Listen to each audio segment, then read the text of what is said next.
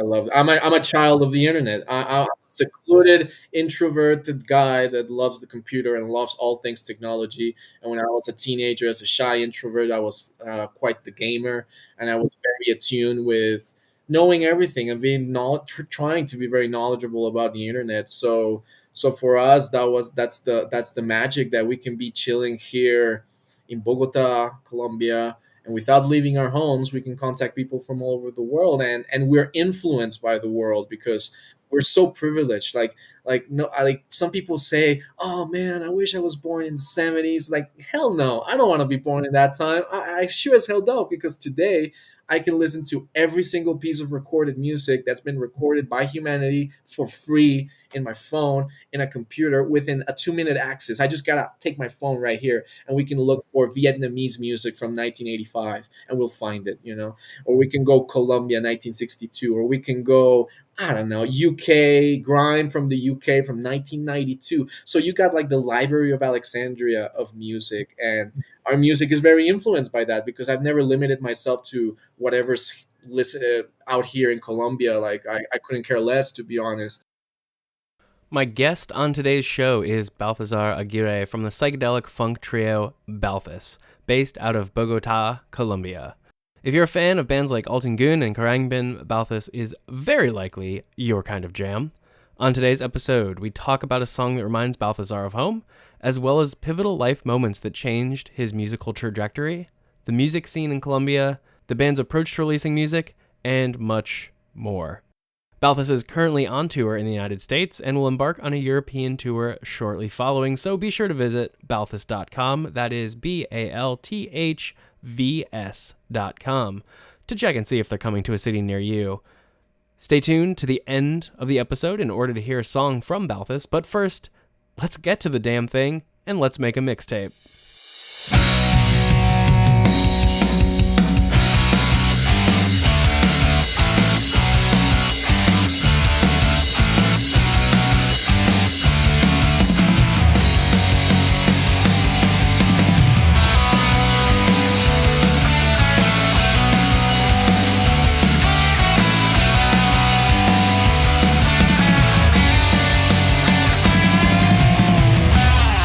Thank you, Balthazar, for joining me on this episode of Let's Make a Mixtape. Thanks for having me. Yeah, we are, of course, talking about homesick, songs that remind us of home. And you picked Spellbinder by Gábor Szabó, the Hungarian guitarist Yes. from decades past. Why did you pick this track? Why does it remind you of home?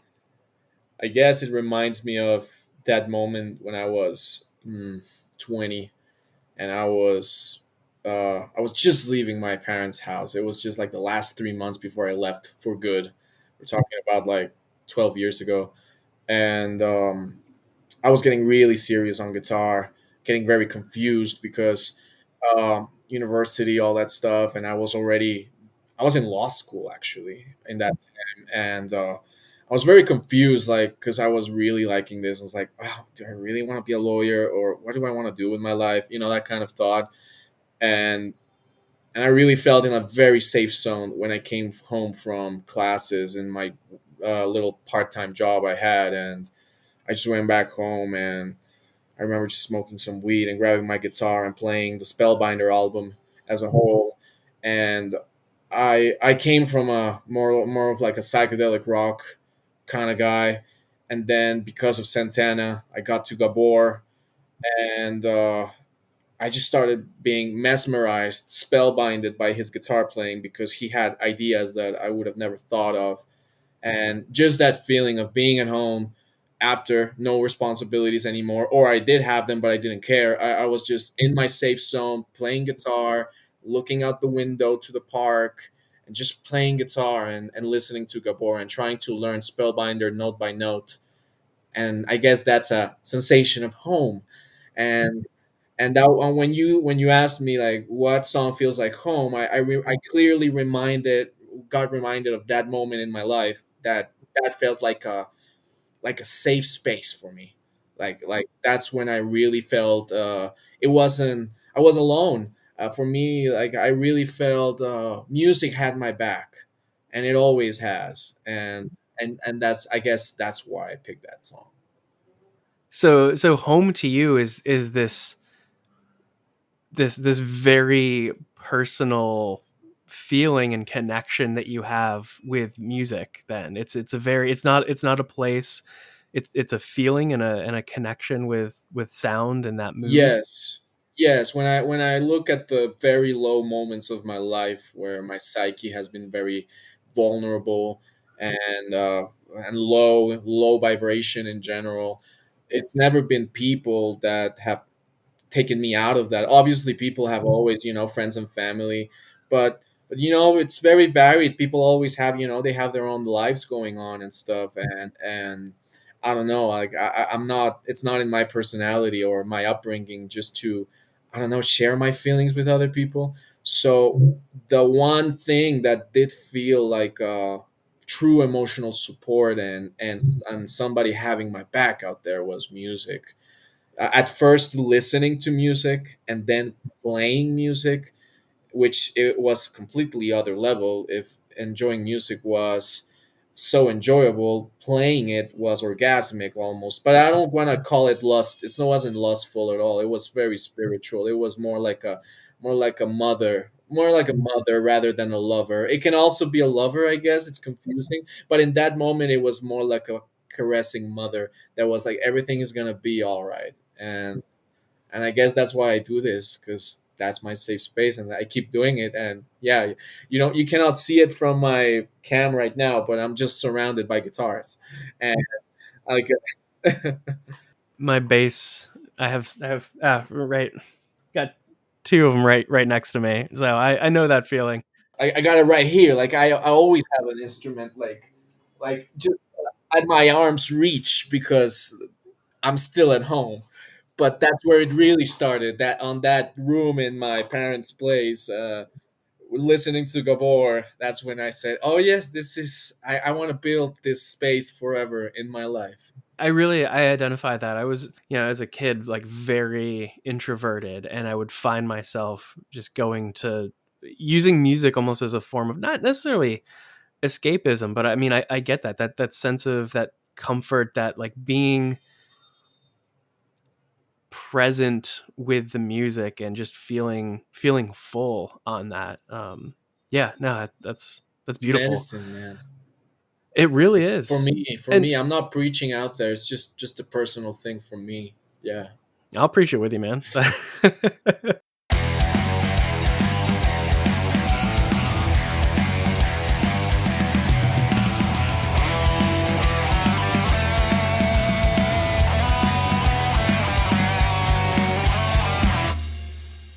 The initial description you gave sounds very, very personal, intimate for yourself.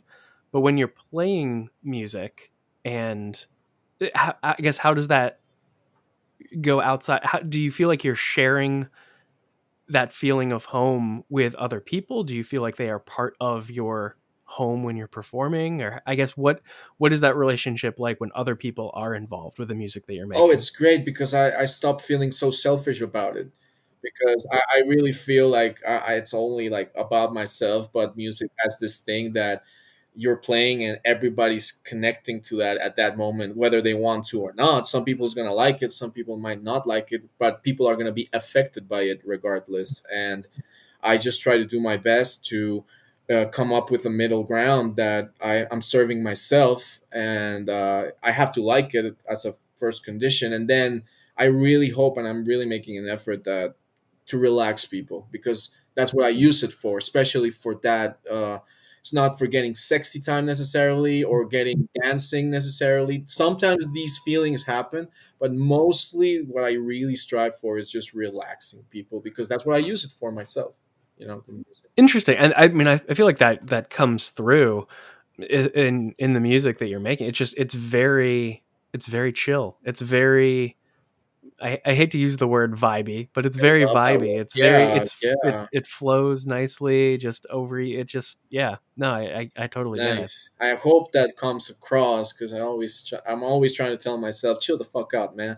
Chill out, chill. Yeah, you gotta chill out. You gotta relax. Because like I'm a very uptight, controlling person. Everything has to be very organized and stuff, music, just like, oh, chill out, man. It's like, Does so how do you take that approach with music? Do you do a lot of uh, i- do you do a lot of improvisation kind of counter to that, or do you stay away from the improvisation and focus on a organized template? I'm a song crafter. Like, I really focus on songs.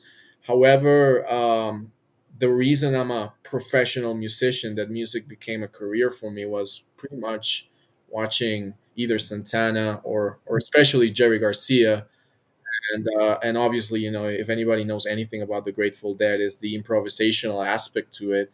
So we're not trying to be a jam band or anything by a long shot, but we do incorporate a lot of improvisation in within our very extremely well rehearsed tunes. So there's many areas where with like this section, it's open. Like, we know the key, and we know like where we can head, and when we know where we're gonna go back to, or we're gonna land the plane after the exploration, but it's very controlled, and I like it that way. Control chaos. Control chaos, I love it. Or controlled chill out. Yeah. Yes. Yes. Chilled chaos. Yeah. Chaos on ice. There you go. I had only really heard of Gabor's music recently, and that was and the first time I heard of it referenced was the band Kasasoi from Denmark put out a record. It was a Sabodelico, which Yeah. was have you heard Oh, that? yeah. Yeah. Yeah, yeah, yeah, What's yeah. the name of their label? Oh, they always El El Paraíso. Paraíso. I love their sleeve designs. They're really inspiration for me when I'm designing my own sleeve designs. So I love El Paraíso, and the Rooster, and El Causa Sui was a big thing for me in high school when I was more into post rock and instrumentals like psychedelic rock and things like that. Yeah, and I know that album, Psychedelic. I know that album. Yeah, yeah. I've just been to your point, like looking at you can look at an El Paraíso release, look at the album art, and just realize you can have an idea of how it's going to sound uh, without hearing a beat, which I love. And so you say you do all the design for? Yeah, we do. I do. Like, we don't outsource anything. Like, on Balthus. When you hear a Balthus record or you buy a Balthus vinyl, well, the design, I did the design, and we did the music together, and I mixed it, and I mastered it, and I like, yeah, everything, and both the vinyl master as well.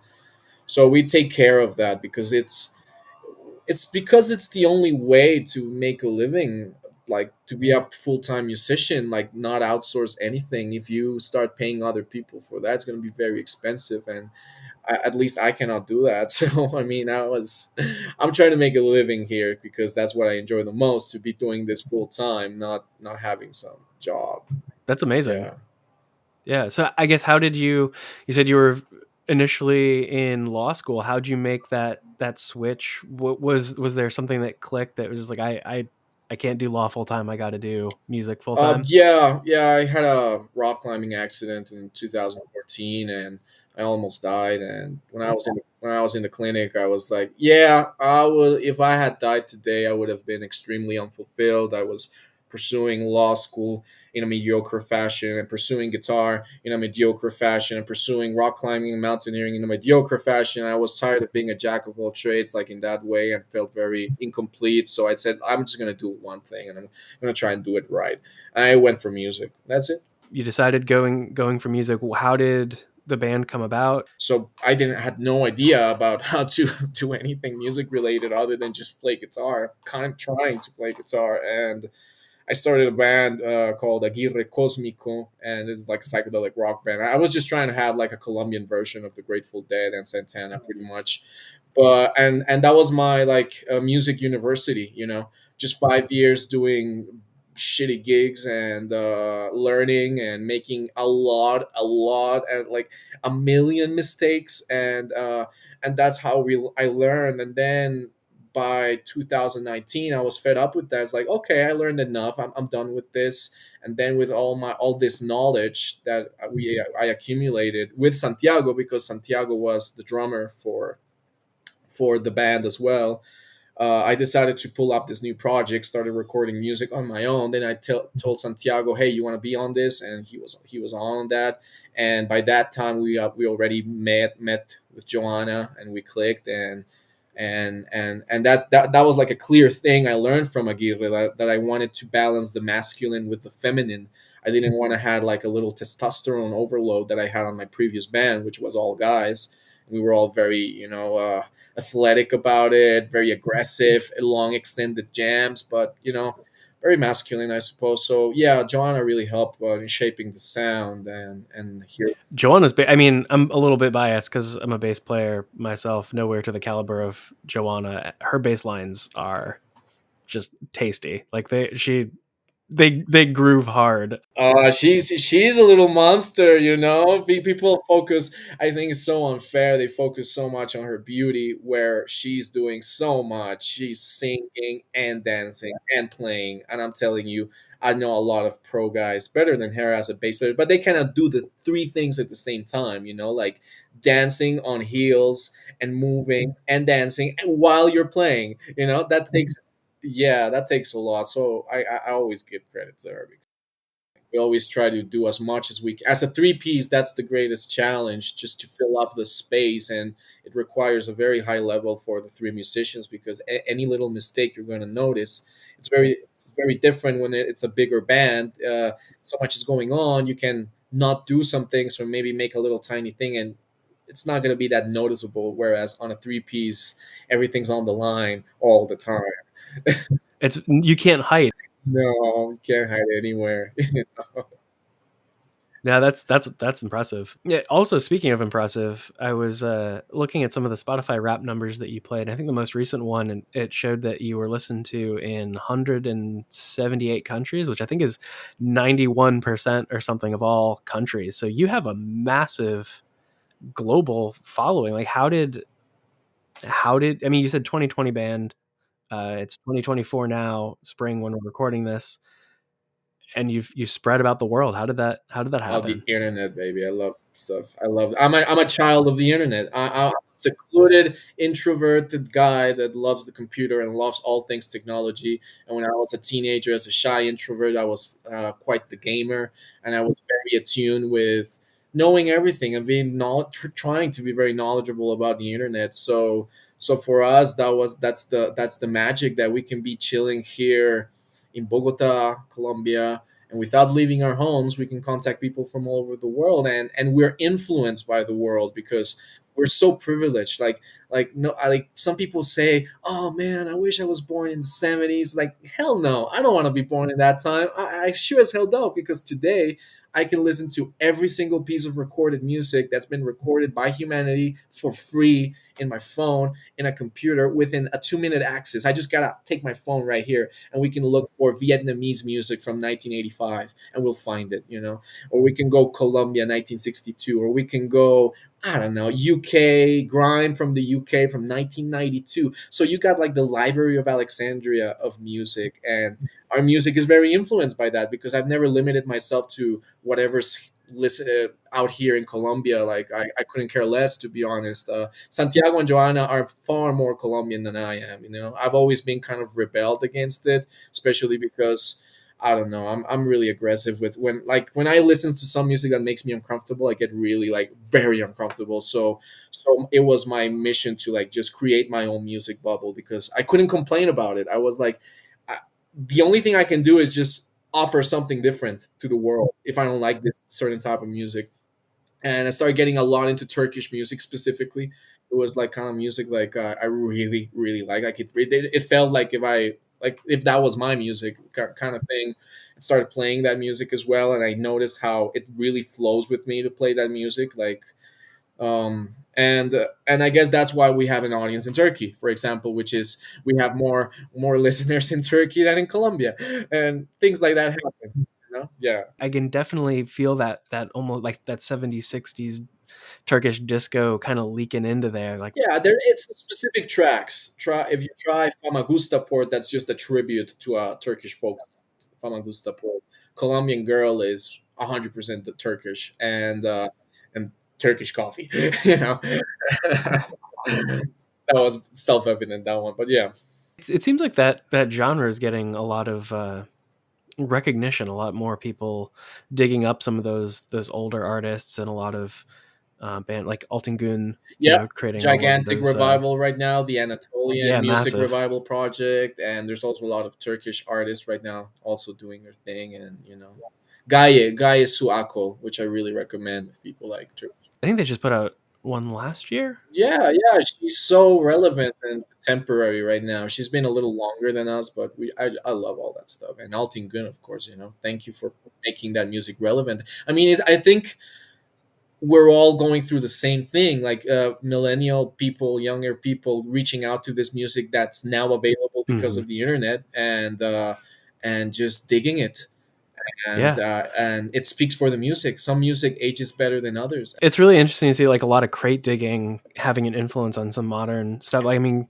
looking into the Molam scene from Thailand, that like taxi driver music, that psychedelia that was prominent back then, that a bunch of crate diggers started finding more recently and revitalizing. Then you have like Karangbin. Krungman, that's how they came about. They started looking like at a blog of Thai music, and so it's all very internet dependent, and that's why I think we're in a very interconnected global world, and the music reflects that, obviously.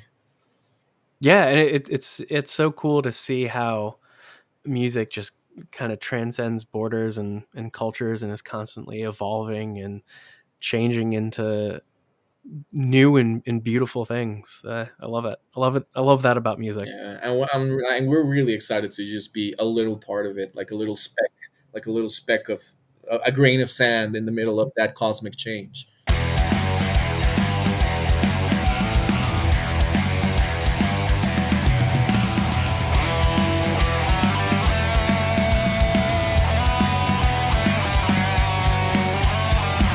I mean, you're not just playing shows in Colombia. You're about. I mean, as we're recording this, you're about to go on a pretty hefty tour. You got a bunch of dates in the U.S. and then you go into Europe. I Yeah, mean, what's how's have you done a lot of like global touring before? What's that been like for you?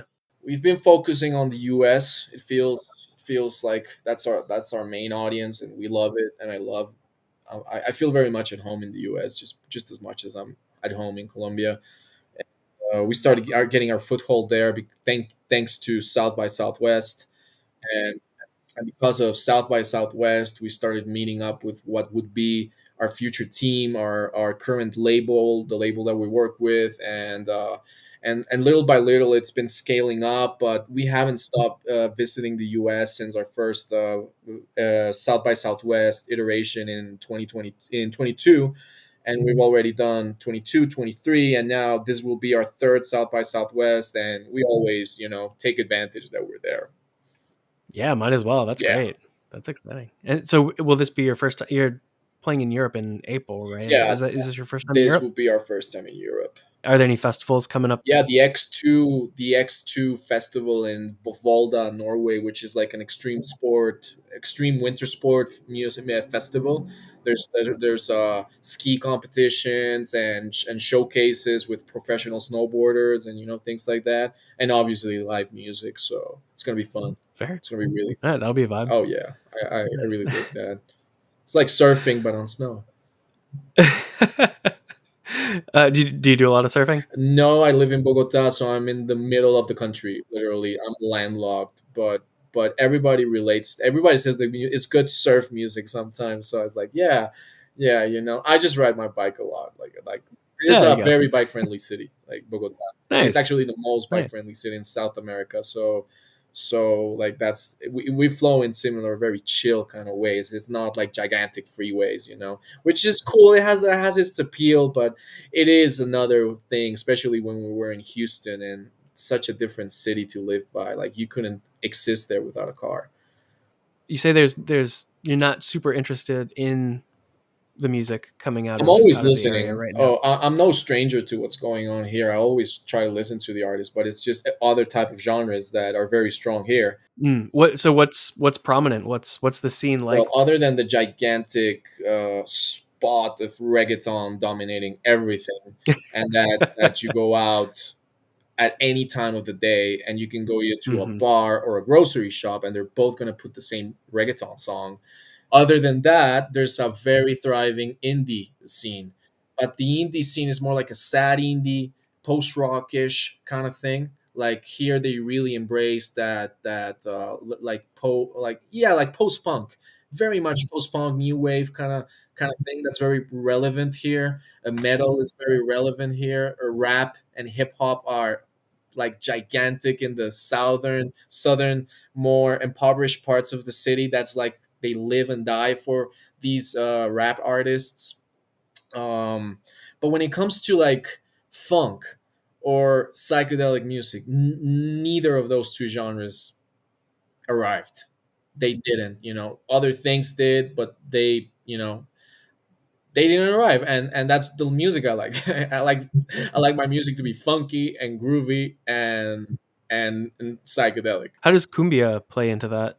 Cumbia, well, you hear it on the parks, and you hear it. Everybody knows the Christmas music. They put a lot of cumbia in Christmas, like in December and things like that. And everybody knows those songs, and I know those songs, and we can play those songs. But at least for Balthazar, with very two or three songs where we have like, okay, let's just show the world that we're from Colombia, and do like a very specific effort in those songs. I don't think it's part of the sound, but we do incorporate it live, and we like to do like this cumbia medley where we, especially when the crowd feels very Latino in the US, and I know how nice it is for them to have somebody from Latin America come and just bring it to the turf. People feel so happy, that so proud to be Latin American. So we obviously deliver that kind of stuff, but it's something we do more on the life side of things. Sure, sure. That's awesome. I feel like this is similar, but tying it back to Alton Goon, the first time I saw them in DC, I think it was their first US tour, and I wasn't sure what to expect, and then the turnout, like there were a lot of like a lot of Turkish people like singing the lyrics, like these. I mean, they're not original songs; they're Hmm. covers, of course. So they're ingrained Or into psyche, their yeah. they know these songs, and it was just wild being there and seeing just this mass of people reacting so jubilantly to this music, and it was like one of the most beautiful, inspiring things that I've seen, is this this band from Netherlands with Turkish members, but playing in the U.S. to mostly like Turkish people and Turkish immigrants, and just being just it was a party, and I loved it. That's exactly how it is. Like we can completely relate to that, because the state that we've played the most in the US is Texas by far. And Texas is taking us in so well. We're so in love and thankful to them in general, to everybody we've met in Houston, Austin, Dallas, and Texas is full of Latinos, like full, like half the state is Mexican or Latino inheritance. So for us, it's playing to our people, kind of. But unlike the Colombians, they are very well acquainted as well with funk, with other types of music, with psychedelic music as well. So that's why I think we have so much a bigger audience over there than in our home country. Yeah. You're bringing that home to them too. You're tying it all back together. When you leave home, you become even more like the Colombians that live outside of Colombia, like in America and in the US. There's like three times more Colombian than we are, because they miss their home so much that they just exaggerate some things about themselves. Like it's so funny, but that happens, I guess, when you move to another country. You actually embrace your culture like triple. Whereas us that we live here in Colombia, like we are always exposed 24/7 to Colombian culture, so we don't need any of that. Like I'm actually the opposite. I'm actually avoiding it as much as I can whenever. It's a fascinating thing about the human, how humans are when we're always kind of rebelling against whatever status quo we have on our heads. Well, anything that we didn't cover that you want to talk about? Well, I guess just thank you to the fans in general to allow me to just be a professional musician. I think it's the most wonderful gift and most wonderful thing. Like if I had $1 million right now, nothing would change really. I would still be doing the same thing, because that's who I am. I'm just a guy that likes to play guitar. Like whenever people say you have $1 million, what would you do? I would just be some nice place playing guitar. Like that would be me. So just the fact that we've been able to do this as full-time musicians since 2021, pretty much, that we haven't had nobody, the three of us just do this, like, especially me, right? I was the first one, and I'm just, so anyway, just thankful to anyone who listens to this and who listens to our music and who streams the music, because the streaming thing, thank you to Spotify and all the platforms. Like, I myself, I like, in streaming makes such a huge part of our income that I'm extremely thankful to it, and I just want to show out this other side of the coin, because so many artists always complain that they receive $4 from their monthly Spotify things, but it's like, we've made a gigantic effort every day in getting our music out there to people. It wasn't just making it. And we understand that the platform is there, but it's up to us to promote it. And for us, it's worked in a way that we can actually not have any jobs other than being what we are. And that's what, and I think that's so cool. So I just really want to thank, the new music ecosystem with streaming, because it has completely changed our lives, and it has gotten our music out there to the world. And from the comfort of my home in Bogota, I don't have to hustle out anywhere. I can be at home, and man, that's a great feeling. So just gigantic waves of gratefulness, and thank you to everybody. And I guess prepare for the tour. If you're here, come to a show. Album 4 is coming in July. Nobody knows this yet, because you just dropped Lovin', which is an EP. So there's a release coming out this year. Well, the thing is that BALTHVS, you if you see it on our streaming history, we release one track per month. That's how we do it. And when we get to 10 tracks, we compile them and we call it an album. And it's like, here's an album. So Lovin' is like the 4th single we've released out since Third Vibration. That's the 4th one, and now the 5th one will come in March, and the 6th one in April, and then another one in May, and then in July we'll have the album ready for y'all, and we're gonna have it in vinyl, and we're gonna go out on tour in the United States again. In August, we're gonna hit the Midwest and the East Coast, and not yeah, but I'm revealing important industry secrets right now, so I shouldn't say much more. But I hope we visit other places, like we visit, the Mid-South, and go back to Tennessee, go back to the Carolinas, which we really liked it, that both South Carolina and North Carolina, and yeah, I mean, we're not stopping at any point right now. I mean, as long as we're able to. Amazing. Yeah. I mean, y'all are trucking, and I love it. I love to see. I love the hustle. Yeah. And I'm glad that you're able to do it full time. That's a gift, not just for you, but that you're able to share that too, and dedicate your time to it. So I think it's the wonderful. way to go. I mean, like a professional football player will never deliver if he's not training every day of the week. Like, why are we the only profession that needs to get another profession in order to sustain our profession? So it doesn't make sense. And the world needs professional artists, people that really elevate the music to another level. Like, because it's completely different, a guy that plays guitar, like, I don't know, 4 hours a week or 10 hours a week, compared to me that I play guitar like 35 hours a week. And it's going to be different. You're going to tell. You can really tell on musicianship, and we should really value the people in our community that really sacrifice everything else in their lives in order to just be good at this. Because it's a lot of, like, you really have to give out everything. Some friendships, family, trips, holidays, vacations. It's a full-time job. You're independent. It ebbs and flows with income.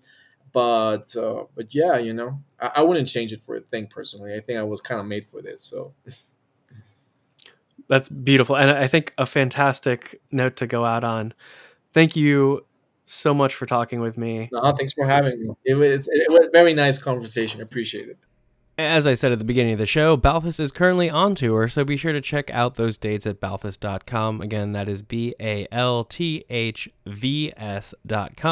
You can find their music wherever you stream, and be sure to give them a follow because, as you heard, they're just constantly releasing music. You can also hear them right here. As promised, this is All Is One off of their album Third Vibration. Enjoy the vibes, y'all.